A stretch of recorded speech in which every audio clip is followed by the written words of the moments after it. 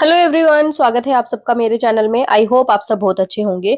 तो भाई फ्लैपी और फ्लैपी के जो ससुर हैं अशोक चौधरी, उनसे रिलेटेड जो है कुछ न्यूज सामने आ रही है। और न्यूज कुछ ऐसी है कि उनके ससुर ने मध्य प्रदेश हाई कोर्ट में एक केस रजिस्टर कर दिया है।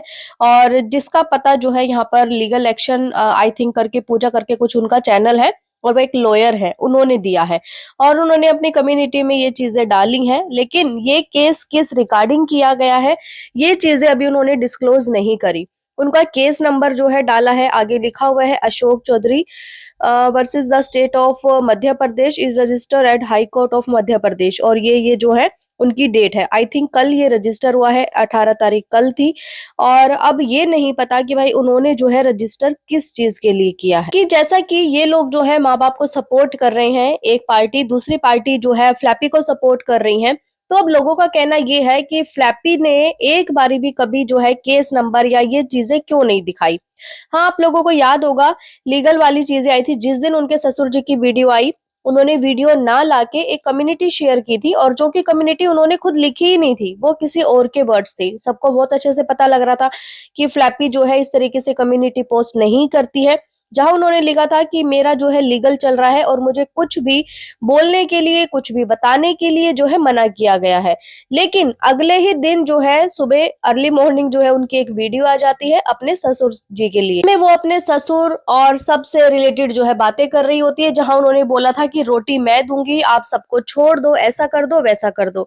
अब सबसे बड़ा सवाल ये उठता है कि ये जो केस किया गया है, या जिस मैम ने जो है ये केस लिया है अपने हाथों में, उनका कहना ये है कि मेरी जो है कल उनसे मीटिंग हो चुकी है, और आगे क्या करना है क्या नहीं करना वो भी मैं आपको जो है सारी चीजें यहाँ पर वाईटी पर बताऊंगी कि क्या क्या इस केस में चल रहा है। उन्होंने द रोड चैनल को लेके भी जो है बोला है कि द रोड का भी जो केस चल रहा है ना, जो मुद्दा है, जो गुत्थी जो है उलझी हुई है कि द रोड किसके पास है, लास्ट टाइम कहाँ लॉगिन था, किसने वो सारी शर्मनाक हरकतें करी थी, वो सारी चीजें जो है पता लगेंगी। कि जो लोग जो है अंशु से सवाल पूछ रहे थे, जैसे कि हमारी जो न्याय की देवी है वो जो सवाल पूछ रही थी, अंशु को बोलने के लिए बिल्कुल मना कर दिया गया है फिलहाल कि अंशु कोई भी किसी की भी बातों का जवाब अब नहीं देगी जब तक जो उनकी लॉयर है वो ना बोल दे। उन्होंने साफ बोला है कि भाई राजवीर को भी न्याय मिलेगा, दो जो छोटी बच्चियां हैं उनको भी न्याय मिलेगा, सास ससुर को भी न्याय मिलेगा।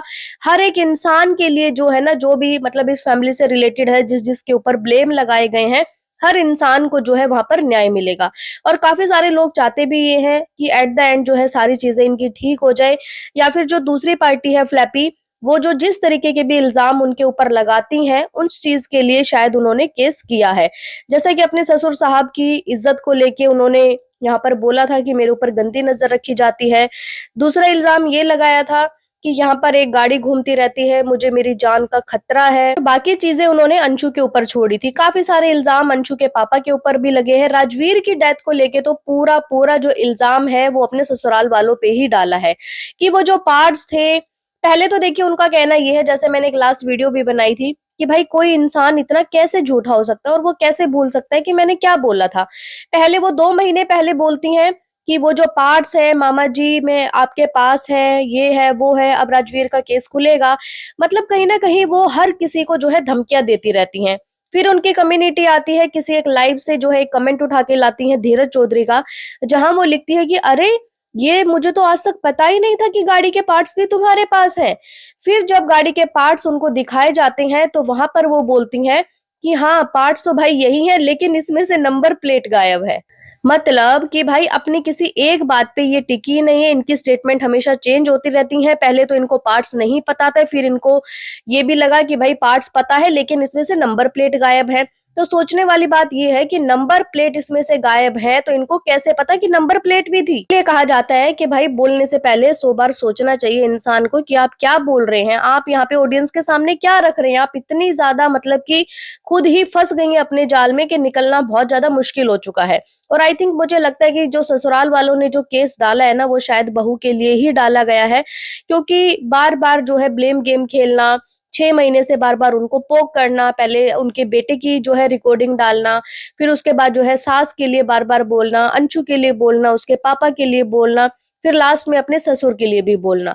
तो मुझे लगता है जो भी चीजें सोशल मीडिया पे ये इतने टाइम से चल रही थी, 6 महीने से ये चीजें चल रही थी लगातार, उस चीज के लिए इनके ससुर ने केस डाला है। सबसे अच्छी बात तो ये है कि दा रोड के लिए भी आवाज उठा रहे, क्योंकि दा रोड को तो लोगों ने ये बोल दिया कि क्या वो कोई इंसान थोड़ी था, वो तो एक चैनल था ना। अरे हम तो इंसान के लिए न्याय लड़ रहे हैं, हम एक बंदे के लिए न्याय लड़ रहे हैं, यहाँ पे हमें न्याय चाहिए उस आदमी के लिए। दा रोड क्या था? वैसे भी जो इंसान नहीं है दुनिया में और उसका चैनल पड़ा है तो क्या ही करना है। तो भाई उस चैनल पे अंशु भी थी, सबको बहुत अच्छे से पता है, अंशु भी उस चैनल में आती थी, अंशु ने भी काम किया है। तो ऐसा नहीं बोल सकते कि कोई भी अब नहीं है तो चैनल का भी कोई फायदा नहीं है, क्योंकि अंशु जिंदा है। तो पूरा जो है राइट बनता है, और मैं कहती हूँ अगर वो चैनल मिलता है और लास्ट में जिसके पास भी वो मिलता है उस इंसान को बॉयकॉट करना चाहिए। बट की मैं इसलिए बोल रही हूँ क्योंकि उस पर बहुत ज्यादा शर्मनाक हरकत की गई थी, चाहे वो इनके ससुराल वालों ने की हो, चाहे वो फ्लैपी की साइड से की गई हो। जिसने भी इतनी गंदी हरकत की है तो आप लोग सोच सकते हैं कि वो किस लेवल तक गिर सकता है। कि ये जो इनकी कंट्रोवर्सी है इतनी जल्दी बंद होने से रही क्योंकि अंशु आपको पता है शिवपुरी पहुंच गई है, और अंशु का जो एक शॉर्ट वीडियो भी आया था जहां पर वो ओगी को ट्रेन कर रही थी। तो यहाँ से आप देख सकते हो कि भाई अंशु जो है काफी मैच्योर है, समझदार लड़की है, और हो सकता है कि वो अपने माँ बाप को भी अब संभाल। कि ये केस कितना लंबा चलता है, इसमें कौन कौन सी गुत्थी जो उलझी हुई है वो सुलझती है, वो तो आने वाले टाइम पे ही पता लगेगा। और आप लोगों की क्या राय है इस वीडियो पे कमेंट करके जरूर बताएं। आपको क्या लगता है कि उनके ससुर ने ये केस करके सही किया या फिर गलत किया? सो ठीक है गाइज, मैं मिलती हूँ आपसे एक न्यू वीडियो में, तब तक के लिए बाय।